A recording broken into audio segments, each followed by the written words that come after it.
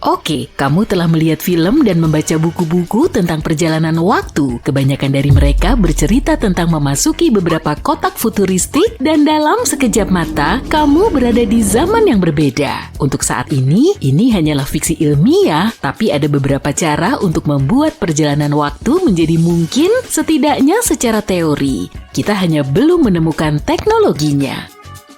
Sebagai permulaan, perjalanan waktu ke masa depan dapat dicapai dengan melakukan perjalanan dengan kecepatan tinggi, tapi bukan hanya mendapatkan tiket di jalan tol super cepat. Hal ini didasarkan pada teori relativitas khusus Einstein. Teori ini menjelaskan bahwa waktu melambat untuk benda-benda yang bergerak dengan kecepatan yang sangat tinggi. Dan kabar baiknya, para ilmuwan telah menguji teori ini dan terlihat menjanjikan. Mereka melakukannya dengan bantuan 2 jam yang identik, satu ditempatkan di pesawat jet dan satu lagi di tanah. Mereka menemukan bahwa jam di jet berdetak lebih lambat daripada jam di darat karena cepatnya jet itu bergerak. Semakin cepat sebuah objek bergerak, semakin lambat waktu yang dibutuhkannya. Saat ini kecepatan tercepat yang dapat dicapai oleh teknologi manusia terlihat pada jenis partikel khusus yang disebut neutrino. Beberapa di antaranya dapat bergerak hampir sama dengan kecepatan cahaya. Pada kecepatan ini, 1 detik untuk proton setara dengan 11 bulan bagi kita. Kita mungkin bisa melakukan perjalanan waktu ke masa depan dengan menggunakan gravitasi. Ide ini juga didasarkan pada temuan Einstein, yaitu teori relativitas umum. Teori ini menjelaskan bahwa semakin kuat gravitasi, semakin lambat waktu bergerak. Artinya, semakin kamu mendekati pusat bumi, kekuatan gravitasi semakin meningkat. Kalau kamu berpikir seperti itu, waktu sebenarnya berjalan lebih lambat untuk kakimu daripada kepalamu. Apakah itu sebabnya aku selalu terlambat? Alasan yang bagus. Efek ini juga telah diukur dengan bantuan strategi yang sama dengan 2 jam yang identik. Para ilmuwan menempatkannya di rak pada ketinggian yang berbeda dan mengukur laju detaknya. Jam di rak yang lebih rendah berdetak lebih lambat karena mengalami gravitasi yang sedikit lebih kuat. Tapi pilihan ini memiliki kekurangan. Untuk dapat melakukan perjalanan ke masa depan yang jauh, kamu harus menemukan tempat dengan gravitasi yang sangat kuat seperti lubang hitam. Lubang hitam adalah sebuah titik di ruang angkasa di mana gravitasi memiliki kekuatan yang sangat besar sehingga cahaya pun tidak dapat menghindarinya. Di sana gravitasi menjadi sangat kuat sehingga materi terjepit ke dalam ruang yang sangat kecil. Semakin dekat kamu ke lubang hitam, semakin lambat waktu bergerak. Namun perjalanan melalui lubang hitam sangat berbahaya. Sebagian besar karena itu adalah tiket sekali jalan. Sekali kalian melewati tepiannya, tidak ada jalan untuk kembali. Fakta menarik, sistem GPS yang kita gunakan pada ponsel dan mobil kita sudah memperhitungkan efek dilatasi waktu agar dapat bekerja dengan baik. Hal ini disebabkan oleh kecepatan satelit yang mereka gunakan dan gravitasi yang mereka rasakan di bumi. Tanpa koreksi ini, GPS ponselmu tidak akan dapat menentukan lokasimu di bumi dengan tepat. Sementara itu, pilihan ketiga tidak terlalu berkaitan dengan kekuatan alam semesta yang tidak diketahui dan lebih berkaitan dengan tubuh kita sendiri. Para ilmuwan mencoba menemukan cara untuk melakukan perjalanan waktu ke masa depan dengan memperlambat proses tubuh kita sendiri. Ini bukanlah perjalanan waktu, kamu tidak akan pergi kemanapun secara teknis. Tetapi kalau tubuhmu tetap diam untuk jangka waktu yang lama, kamu akhirnya bisa terbangun di masa depan. Beberapa hewan seperti beruang dan tupai dapat memperlambat metabolisme mereka selama hibernasi, yang berarti mereka tidak membutuhkan banyak makanan dan oksigen untuk bertahan hidup. Para ahli mencoba mencari tahu apakah manusia dapat melakukan hal yang sama. Mereka sedang mencari cara untuk membuat manusia mengalami hibernasi jangka pendek selama beberapa jam. Hal ini dapat membantu dalam keadaan darurat medis juga untuk menolong seseorang sebelum mereka bisa sampai ke rumah sakit dengan selamat. Pada tahun 2005, para ilmuwan dapat memperlambat metabolisme tikus dengan memaparkannya pada sejumlah kecil gas khusus. Namun ketika mereka mencoba melakukan hal yang sama pada hewan yang lebih besar, hasilnya tidak efektif. Pilihan keempat untuk menjelajah waktu sangatlah unik. Cara ini melibatkan jenis jalan pintas khusus yang mungkin ada di alam semesta kita yang disebut lubang cacing. Sebelum kita lanjutkan, yuk kita coba pahami apa itu lubang cacing. Coba bayangkan ada 2 bola dan sebuah trampolin. Kalau tidak ada tekanan yang diberikan pada trampolin akan tetap datar. Sekarang bayangkan 2 bola diletakkan di atas trampolin secara simetris. Kalau kamu melihatnya dari perspektif ini, tidak ada kemungkinan kedua bola itu akan bersentuhan. Tapi kalau kamu memberikan tekanan yang cukup pada trampolin di antara kedua bola, kain yang fleksibel ini bisa meregang sehingga kedua benda tersebut berpotensi saling bersentuhan. Hal yang sama juga terjadi pada bintang-bintang di sistem kebintangan yang berbeda. Bintang-bintang itu cukup besar untuk melengkungkan ruang angkasa di sekelilingnya. Itulah sebabnya sebagian besar planet cenderung mengitari bintang. Terowongan di antara kedua titik tersebut adalah lubang cacing. Lubang cacing ini bisa digunakan untuk melakukan perjalanan jarak jauh, misalnya 1 miliar tahun cahaya, atau bahkan mengunjungi waktu yang berbeda. Banyak ilmuwan seperti Stephen Hawking berpikir bahwa lubang cacing bisa saja muncul dan menghilang, tapi ukurannya sangat kecil, lebih kecil dari atom. Masalahnya kita tidak tahu bagaimana cara menangkapnya dan membuatnya menjadi lebih besar sehingga manusia bisa menggunakannya. Ini akan membutuhkan banyak energi dan kita tidak tahu apakah hal itu mungkin dilakukan. Beberapa astronom mengatakan kalaupun kita bisa menemukan lubang cacing dan memasukinya, lubang cacing akan runtuh dengan sendirinya. Sedikit saja ada tambahan massa, seperti massa tubuh kita misalnya, lubang cacing akan menutup dengan sendirinya seperti karet gelang yang diregangkan terlalu banyak.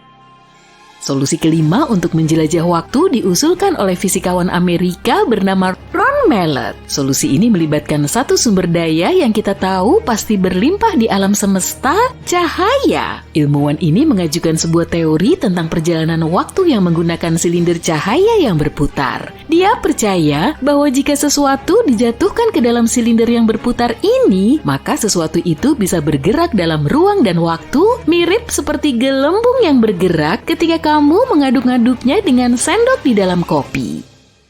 Menurut Mallett, bentuk silinder yang tepat dapat memungkinkan untuk melakukan perjalanan ke masa lalu dan masa depan. Fisikawan ini telah berusaha mengumpulkan dana untuk sebuah eksperimen untuk menguji teorinya. Eksperimen ini melibatkan aktivitas menjatuhkan partikel kecil yang disebut neutron melalui susunan melingkar laser yang berputar. Namun ilmuwan lain mengatakan bahwa teori Mallett tidak mungkin dan tidak perlu diuji lebih lanjut. Bahkan jika kita pada akhirnya kenakan pelindung, karena Merkurius adalah tempat yang panas. Dari permukaan planet ini, matahari tampak 3 kali lebih besar daripada dari bumi dan cahayanya 11 kali lebih terang. Merkurius mungkin berputar lebih lambat dari bumi, tapi ia tetap tahu cara bersenang-senang. 1 hari di planet ini berlangsung selama 59 hari bumi, tapi jangan khawatir, 1 tahun di Merkurius hanya berlangsung selama 88 hari bumi. Jadi kalau kamu ingin merasa seperti orang yang berusia 100 tahun, bagi saja usiamu dengan 0,25 atau kalikan dengan 4. Dengan cara ini kamu akan mendapat perkiraan usia Merkurius. Gampang kan? Dan jangan lupakan orbit Merkurius yang unik ya. Untuk setiap 2 kali mengitari matahari, planet ini berputar 2 kali. Itu berarti setiap belahan bumi mendapatkan 1 tahun penuh siang hari diikuti dengan malam yang panjang. Zona waktu di planet ini akan berantakan, jadi kita akan tetap menggunakan GMT.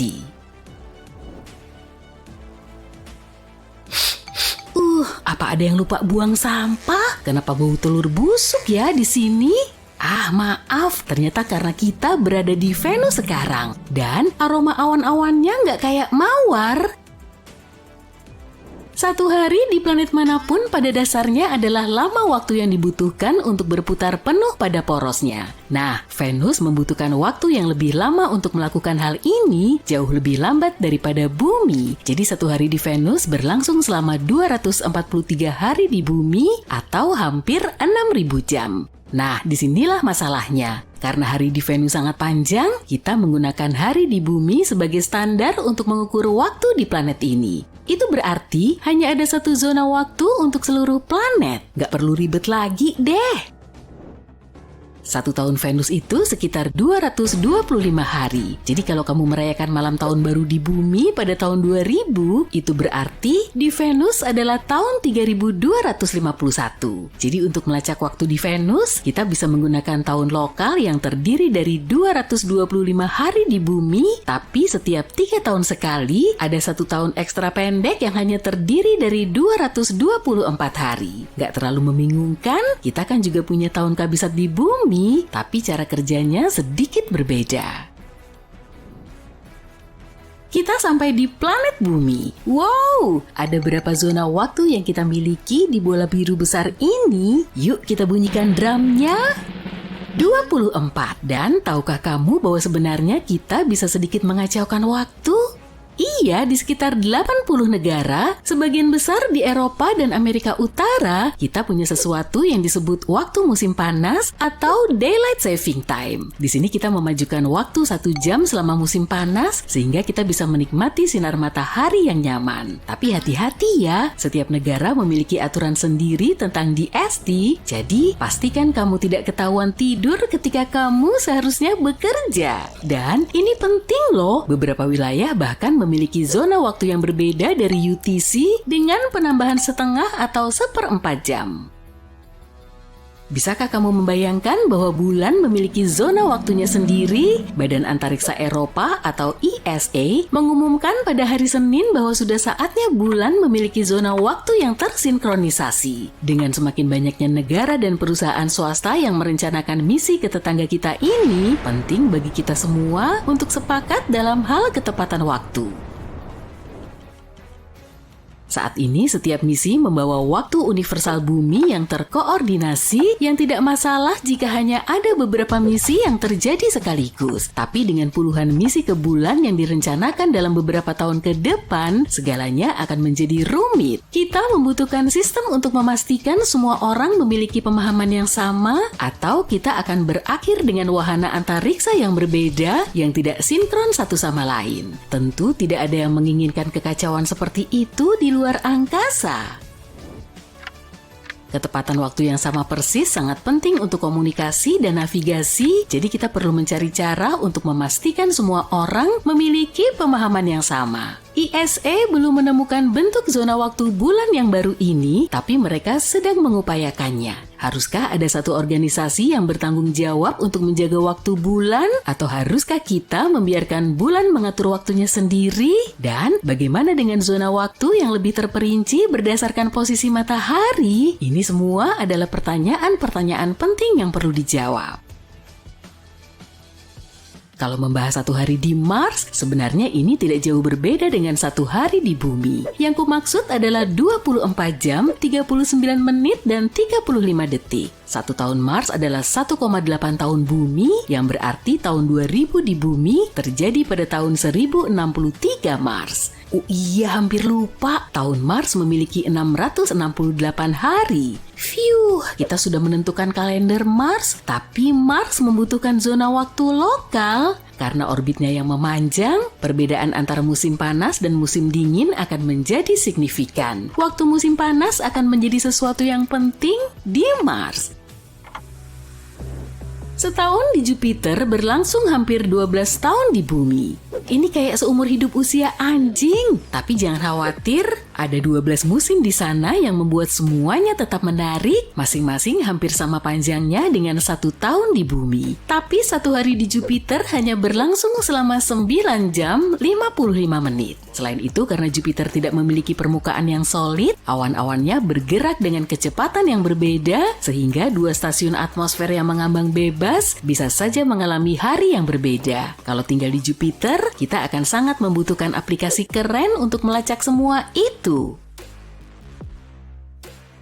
Oh ya, kalau kita berhasil menjelajahi wilayah Jupiter, sebagian besar penduduknya akan tetap tinggal di bulan-bulan Jupiter karena atmosfernya terlalu liar. Dan ini penting nih, periode revolusi bulan-bulan itu saling berhubungan. Jadi kita bisa menggunakan sistem penghitungan hari yang sama untuk semuanya.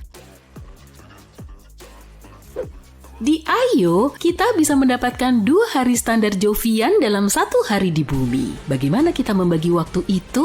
Nah, kita bisa saja memiliki 1 menit yang terdiri dari 53 detik dan 1 jam yang terdiri dari 100 menit. Atau kita bisa menggunakan menit dan jam bumi dan mendapatkan 1 hari yang durasinya 21 jam 13 menit. Berapa umurmu? Umurku 200 hari. Kalau kamu? Kedengarannya aneh ya bagi kita penghuni bumi, tapi orang-orang di Saturnus menghitung usia mereka dalam hitungan hari. 1 tahun di Saturnus sangatlah panjang, seperti lebih dari 29 tahun di bumi. Anak-anak hanya akan mendapatkan sepersekian tahun, sementara orang tua mungkin mendapatkan 3 tahun.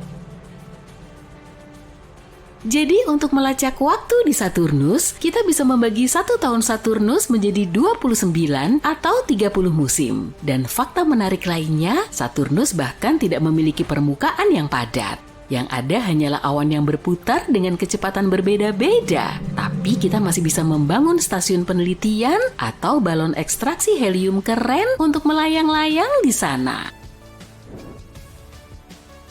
1 tahun Uranus berlangsung selama 84 tahun bumi. Jadi, bumi bermandikan cahaya matahari setiap hari. Setiap hari kita menyalakan dan mematikan sumber cahaya yang berbeda secara otomatis, bahkan tanpa memikirkannya.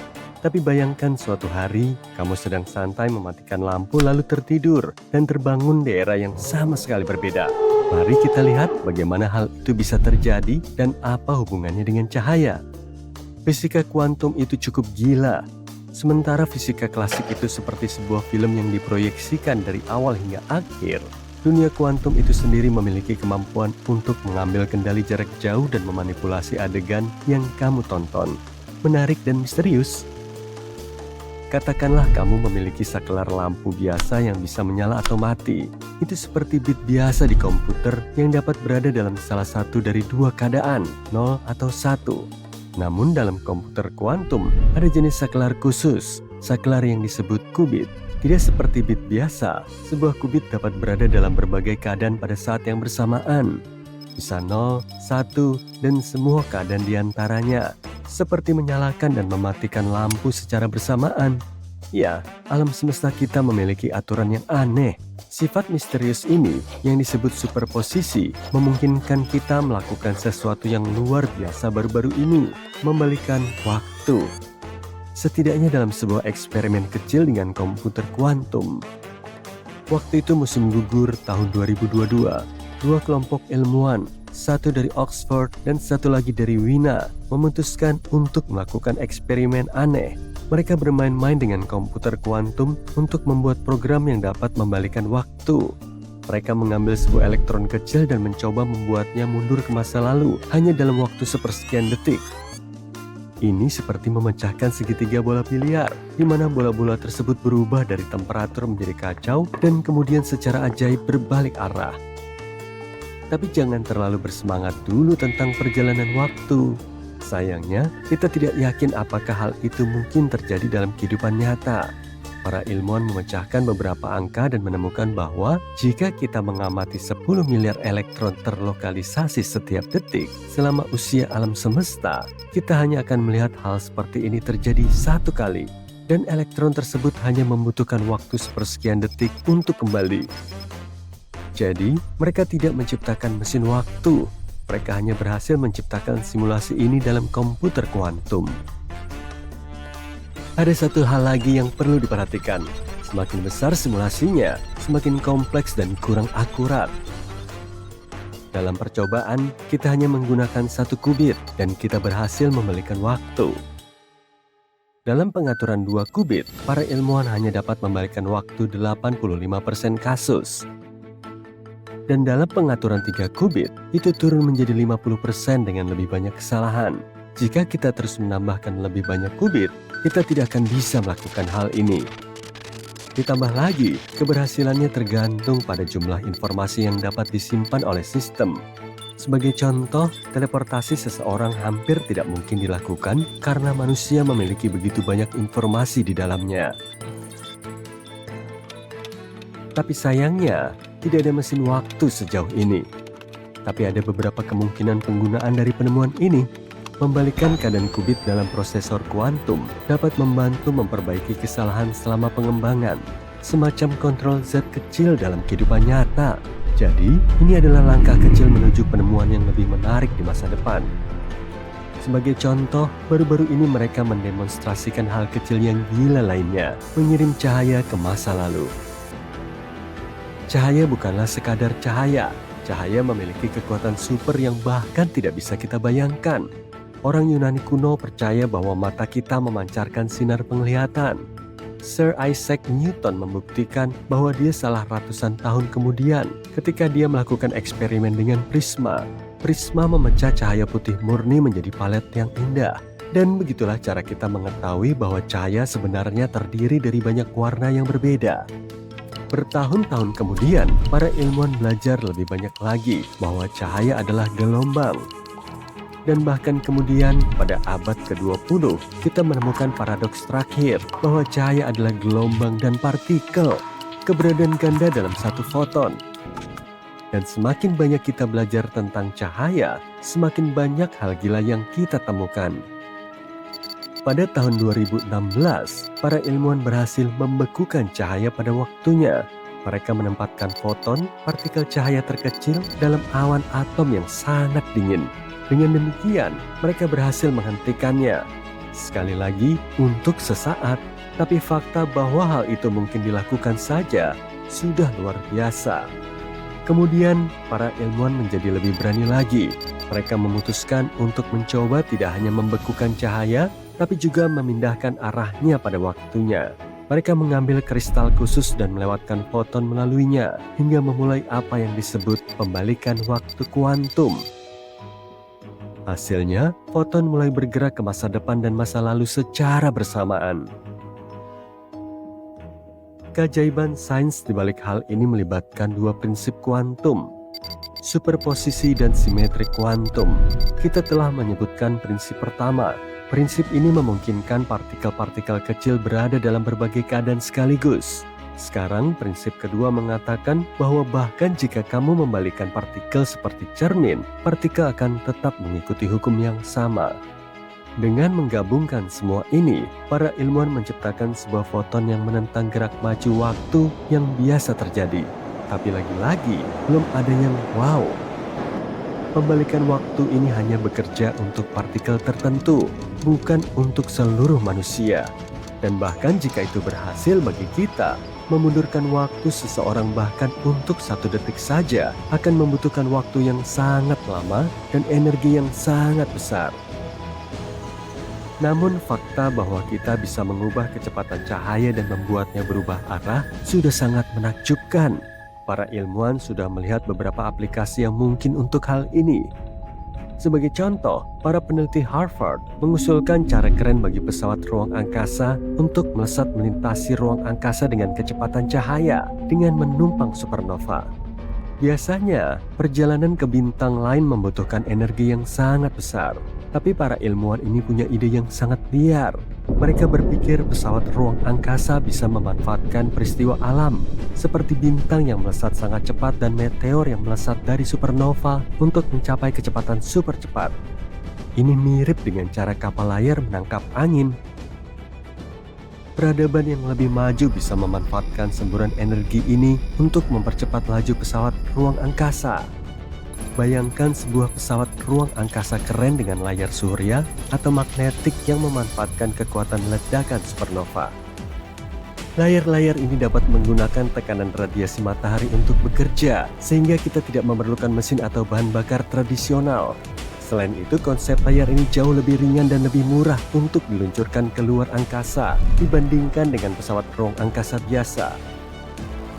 Tim ini sedang mengerjakan layar cahaya yang dipercepat oleh laser untuk mencapai 20% kecepatan cahaya. Mungkin kedengarannya tidak terlalu cepat, tapi itu adalah kecepatan yang gila. Mimpi mereka adalah membantu umat manusia untuk melakukan perjalanan cepat ke Alpha Centauri hanya dalam waktu 2 dekade. Bukankah menakjubkan betapa banyak hal yang bisa kita lakukan dengan cahaya? Dan tidak hanya dalam imajinasi kita. Mari kita lanjutkan ke pencapaian yang lebih praktis. Baru-baru ini, sebuah perusahaan kamuflase Kanada bernama Hyperstealth Biotechnology Corporation telah membuat jubah ajaib yang sebenarnya. Jubah tembus pandang ini tidak membutuhkan sumber daya apapun, setipis kertas, dan tidak akan menguras kantong. Hyperstealth membayangkan sebuah dunia di mana bahan ini bisa menyelubungi orang, kendaraan, kapal, pesawat ruang angkasa, dan bahkan seluruh bangunan. Ini masih dalam tahap prototipe, tapi sudah bekerja dengan baik. Mereka menamai teknologi luar biasa ini Quantum Stealth. Teknologi ini membelokkan cahaya sedemikian rupa sehingga dapat membuat objek menghilang dari pandangan. Teknologi ini dapat membuat objek hampir tidak terlihat, tidak hanya dalam spektrum yang terlihat, tapi juga dalam ultraviolet, inframerah gelombang pendek, dan bahkan dapat melakukan pemblokiran spektrum thermal. Teknologi ini bekerja berkat lensa lentikular, yakni lembaran bergelombang dengan lensa yang melengkung keluar.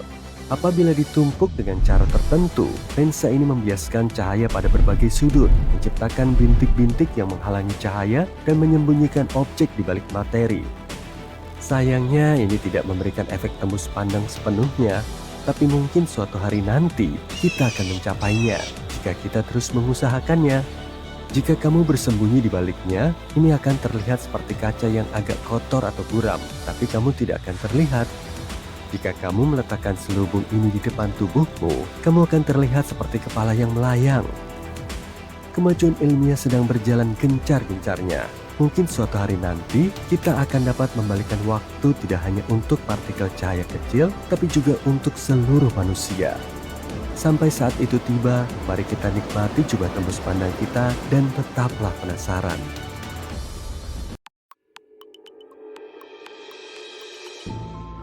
Kamu tahu apa yang dikatakan Stephen Hawking? Bukti terbaik yang kita punya bahwa perjalanan waktu nggak mungkin terjadi dan nggak akan pernah terjadi adalah kita belum pernah diserbu oleh segerombolan turis dari masa depan. Tapi gimana kalau para turis ini datang ke masa kita, tapi mereka melakukannya secara diam-diam? Kamu bahkan mungkin pernah bertemu dengan salah satu dari mereka. Yuk kita lihat penjelajah waktu yang paling terkenal. Perkenalkan Orin, dia adalah cyborg yang datang kepada kita dari tahun 2050 untuk menghentikan kiamat yang akan datang. Pada 2020, dia muncul di sebuah acara TV di mana dia mengatakan seluruh dunia ada di dalam Matrix, kemudian dia menjadi berita utama dan memberikan wawancara kepada kanal YouTube populer. Sebagai bukti dia adalah cyborg, dia mendemonstrasikan suara robotiknya yang bisa dibuat dalam program komputer sederhana. Dan dia juga menyebut dirinya kita karena dia menyatakan dirinya sebagai kesadaran kolektif yang datang untuk menyelamatkan umat manusia. Orin menjadi terkenal karena ramalannya tentang masa depan, namun ternyata banyak ahli yang telah mengumumkan ramalan ini sebelumnya. Dia juga bilang sebuah perusahaan besar sedang menekan umat manusia dan kita berada di dalam simulasi komputer yang rumit. Kalau kita nggak memperbaiki diri atau peduli terhadap satu sama lain dan alam, maka kiamat akan dimulai pada 2050. Orin nggak lagi muncul di acara-acara besar, tapi dia punya basis penggemar kecil yang menyukai segala macam teori yang fantastis. Penjelajah waktu lainnya adalah Adam Archen yang datang kepada kita dari tahun 2045. Ada sebuah wawancara dengannya di YouTube di mana dia berbagi beberapa detail tentang masa depan Amerika Serikat. Setelah itu videonya menjadi viral dan menjadi berita utama di banyak surat kabar. Archen melaporkan presiden resmi terakhir negara Amerika Serikat adalah putri Martin Luther King III, Yolanda Rene King, dan dia akan menjadi presiden Amerika Serikat terhebat dalam sejarah. Peristiwa menarik lainnya yang diumumkan Archen akan terjadi pada 2028. Dia bilang manusia akan mengetahui tentang keberadaan peradaban luar angkasa. Dia menambahkan, makhluk-makhluk ini nggak akan datang dari luar angkasa. Dia juga bilang dunia akan beralih ke mata uang digital tunggal dan semua uang tunai akan hilang. Tentu saja nggak ada yang mempercayainya, sehingga para ahli melakukan tes pendeteksi kebohongan. Dan Adam Archen berhasil melewatinya. Dia bilang dia punya sebuah chip di tangannya untuk memfasilitasi perjalanan waktu. Peradaban luar angkasa akan tiba di bumi pada 2028 dan pada 2045 manusia akan lebih dekat dengan robot. Pendeteksi kebohongan gak menyatakan Archen berbohong, tapi ini bukan berarti dia berkata jujur karena alat ini bisa ditipu dengan bantuan pelatihan khusus. Bagaimanapun, pada 2028 kita akan mengetahui apakah Archen benar atau tidak. Semua penjelajah waktu ini tiba di masa lalu dan untuk beberapa alasan nggak menggunakan pengetahuan dari masa depan. Apa yang akan kamu lakukan kalau kamu bisa kembali ke 50 tahun yang lalu? Mungkin kamu akan menginvestasikan uangmu pada saham perusahaan baru yang akan menjadi perusahaan besar yang mahal. Dengan begini, semua orang akan percaya kamu benar-benar berasal dari masa depan.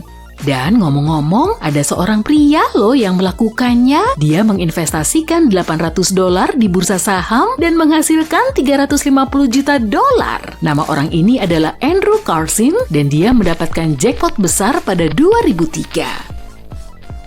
Namun dia nggak bisa menikmati kehidupan yang kaya raya karena FBI mendatanginya. Andrew menjual beberapa saham dan membeli saham lainnya dan melakukannya dengan sangat sukses. Dengan demikian dalam beberapa bulan dia menjadi seorang jutawan. Komisi Sekuritas nggak percaya dengan kebetulan seperti itu, jadi mereka memanggil FBI. Selama interogasi, semua orang yakin Andrew akan mulai membela diri dan mengatakan bahwa dia beruntung. Namun dengan tenang dia menjawab, dia datang dari tahun 2256 dengan bantuan mesin waktu. Tentu saja nggak ada yang menganggapnya serius, namun ketika FBI mulai mencari informasi tentang pria ini, mereka nggak menemukan apapun. Andrew Carson nggak punya dokumen, dia nggak ada dalam database apapun, dia muncul begitu saja dan mulai menghasilkan banyak uang. Dia diinterogasi selama sekitar 4 jam dan sikapnya cukup tenang. Sepertinya sih dia berkata jujur, tapi dia nggak memberitahu mereka lokasi mesin waktu itu. Ketika pers mengetahui tentang pria ini, dia langsung menjadi selebriti. Situs-situs berita terkenal mulai menulis tentang Andrew Carson. Artikel-artikel muncul di Jepang, Australia, Jerman, Inggris, dan negara-negara lain. Dan tentu saja para jurnalis mulai menelpon FBI untuk mencari tahu lebih banyak detail tentang pria ini. FBI bilang kepada mereka seluruh cerita itu adalah fiksi dan gak ada Andrew Carson. Informasi tentang dia muncul di sumber internet yang dikenal dengan berita palsunya. Pada titik tertentu, artikel tentang penjelajah waktu itu entah bagaimana masuk ke Yahoo dan menjadi viral. Jadi seperti yang kita lihat, semua pernyataan tentang penjelajah waktu adalah fiksi atau bohong. Pembicaraan tentang perjalanan seperti itu muncul berkat film dan buku yang fantastis. Budaya pop telah sangat mempengaruhi konsep fantastis ini dan menciptakan beberapa teori yang mengklaim perjalanan waktu itu nyata dan beberapa orang percaya akan hal itu. Terutama mereka yang jauh dari sains. Tapi, apa pendapat ilmuwan sungguhan tentang hal ini? Apakah perjalanan seperti itu benar-benar mustahil? Yuk kita cari tahu. Para ilmuwan mengatakan ya, perjalanan waktu itu nyata karena kita sekarang melakukan perjalanan waktu. Waktu bergerak maju dan kita bergerak bersamanya. Kita bisa menyebutnya sebagai perjalanan, tapi kalau kita perlu pergi ke masa depan atau kembali ke masa lalu, semuanya jauh lebih rumit. Ingat teori relativitas Einstein? Teori ini bilang waktu bergerak relatif terhadap pengamat dan gak punya nilai yang konstan. Untuk lebih memahaminya, berikut adalah contoh sederhana. 10 rambut di kepalamu, banyak atau sedikit? 10 helai rambut dalam semangkuk sup, banyak atau sedikit? Semuanya relatif dan tergantung pada kondisinya.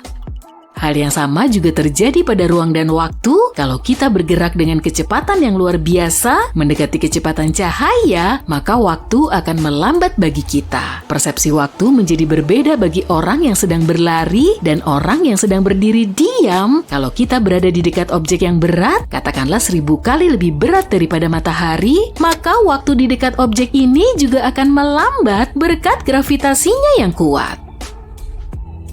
Dalam hal ini perjalanan waktu bisa terjadi kalau kamu adalah orang tua dan bertemu dengan temanmu yang masih muda 50 tahun yang lalu. Kenapa kamu masih sangat muda? Oh, aku baru aja terbang di ruang angkasa dengan kecepatan yang luar biasa selama ini. Itu aja. Tapi ini nggak berarti teman ini hanya duduk di pesawat luar angkasa selama 50 tahun dan nggak menua. Enggak lah, waktu berbeda baginya. 10 tahun bagimu di bumi adalah waktu yang lama, tapi baginya 10 tahun ini berlalu seperti setengah jam. Gravitasi dan kecepatan membelokkan waktu, karena itulah astronot Scott Kelly yang menghabiskan 1,5 tahun di orbit menjadi 5 milidetik lebih muda daripada saudara kembarnya setelah tiba di bumi. Selama ini Scott menghabiskan waktunya di dalam pesawat luar angkasa yang terbang di orbit dengan kecepatan tinggi dan dia juga berada lebih jauh dari pusat gravitasi planet ini. Jadi waktu berjalan lebih lambat 5 milidetik baginya daripada saudaranya. Secara objektif, waktu selalu berjalan dengan kecepatan yang sama, tapi kecepatannya berubah di dalam persepsi pengamat yang berbeda dalam kondisi yang berbeda. Itulah yang dimaksud dengan teori relativitas. Lalu bagaimana dengan melompat ke masa depan atau masa lalu seperti di film-film? Lubang cacing akan membantumu dalam hal ini. Ini adalah sesuatu seperti terowongan yang melewati ruang dan waktu dan bisa menghubungkan segmen waktu yang berbeda di berbagai tempat di alam semesta. Lubang cacing seperti kode curang yang bisa melanggar hukum alam semesta. Lubang cacing sulit dipahami, punya ukuran yang berbeda, nggak bisa diprediksi, muncul di ruang angkasa, dan menghilang. Tapi masalah utamanya, lubang cacing hanya ada dalam teori dan fiksi ilmiah dan belum pernah ditemukan di alam semesta kita oleh para ilmuwan. Apa kamu tahu kalau ada suatu objek astronomi di mana ruang dan waktu bisa benar-benar bertukar tempat? Gimana cara kerjanya ya? Dan apa persisnya arti bertukar tempat dan waktu? Yuk kita cari tahu. Bayangin kamu di dalam pesawat ruang angkasa. Kendaraan itu cuma bisa bergerak lurus, jalurmu menuju titik tertentu yang nggak bisa kamu hindari dan kamu nggak tahu apa yang ada di depan. Kamu cuma bisa berharap ini nggak akan terlalu buruk, sementara itu semua yang di sekitarmu benar-benar kacau. Kolase kacau dari banyak peristiwa sejarah. Apa yang kamu lihat? Manusia purba dan dinosaurus? Lahirnya alam semesta? Masa depan? Siapa tahu akan seperti itulah alam semesta jika kita bertukar waktu dan ruang. Dan secara teori, itu yang akan kamu lihat jika kamu jatuh ke dalam lubang hitam dan berhasil selamat. Tapi gimana hal seperti ini mungkin terjadi? Pertama, yuk kita bahas dulu waktu dan ruang. Bayangin kamu menggambar bohlam di kertas, lalu ambil kertas lain dan gambar gimana bohlam itu dinyalakan. Saat ini baru satu lingkaran sinar kecil, satu lembar lagi, lingkaran sinar membesar. Lingkaran itu makin besar sampai akhirnya menjadi sangat besar. Di dunia nyata, bohlam menyala dalam sekejap mata karena cahaya bergerak paling cepat di alam semesta. Tapi di sini, di gambar kita menangkap gambar merambatnya cahaya bingkai demi bingkai. Kita lihat bagaimana seiring waktu cahaya membesar dari sebuah titik kecil sampai lingkaran besar. Tapi jika kita hubungkan titik-titik ini, apa kamu jadi teringat bentuk tertentu? Misalnya, kerucut? Iya, tepat. Ini disebut kerucut cahaya. Dan waktu adalah poros pusat dari kerucut ini. Kenapa? Karena cahaya berubah dari titik kecil menjadi lingkaran besar seiring waktu. Untuk mengingat ini, yuk kita gambar vektor waktu, sebuah anak panah di dalam kerucut itu. Anak panah ini mengarah dari masa lalu ke masa depan. Sementara itu, lingkaran adalah ruang. Dalam ruang, kita bisa bergerak sesuka hati kita ke arah manapun. Kita bisa bergerak naik turun, zigzag, dan seterusnya. Tapi apapun gambar zigzag yang dibuat di sepanjang lini masa, kita selalu bergerak ke depan. Kita nggak bisa mengembalikan waktu dan kita nggak bisa menghentikannya. Ini membantu kita mendefinisikan waktu dan ruang. Waktu adalah arah di mana kerucut cahaya berorientasi. Ini adalah arah yang dituju semua jalan kita dan di mana masa depan kita pasti berada. Dan ruang angkasa adalah beragam arah yang tegak lurus ke lini masa. Ini adalah grafik yang mudah dipahami. Ini bisa diterapkan di seluruh alam semesta, lalu waktu akan mengalir dengan sama di mana-mana.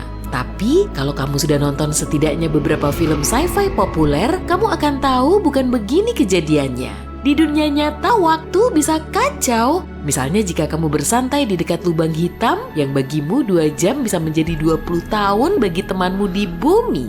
Tapi kenapa ya? Oke, tarik napas yang dalam. Nah, gravitasi berperan di sini.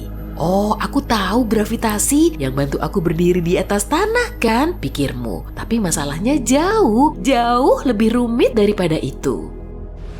Gravitasi adalah salah satu kekuatan fisik mendasar di dunia kita dan kekuatannya luar biasa besar. Faktanya gravitasi begitu kuat hingga bisa mendistorsi ruang dan waktu. Gravitasi bisa benar-benar memengaruhi kecepatan waktu seperti penyihir yang maha kuat. Yuk ambil sesuatu yang lebih besar dari bohlam lampu, misalnya supernova. Di suatu tempat di alam semesta, sebuah bintang baru saja meledak. Gimana kita bisa tahu itu? Gak ada sesuatu pun di alam semesta ini, entah itu bunyi, gelombang radio, atau apapun yang bergerak lebih cepat daripada cahaya. Jadi kita tahu terjadinya supernova hanya jika melihatnya.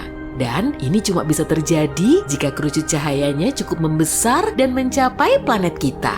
Jadi kerucut cahaya itu membesar dan makin besar, dan sejauh ini semuanya baik-baik aja. Akhirnya kerucut itu mencapai planet kita. Tapi ada kekurangannya nih. Kamu tahu kan, planet kita masif, sangat masif. Dan gravitasinya juga kuat sekali. Terus apa yang terjadi?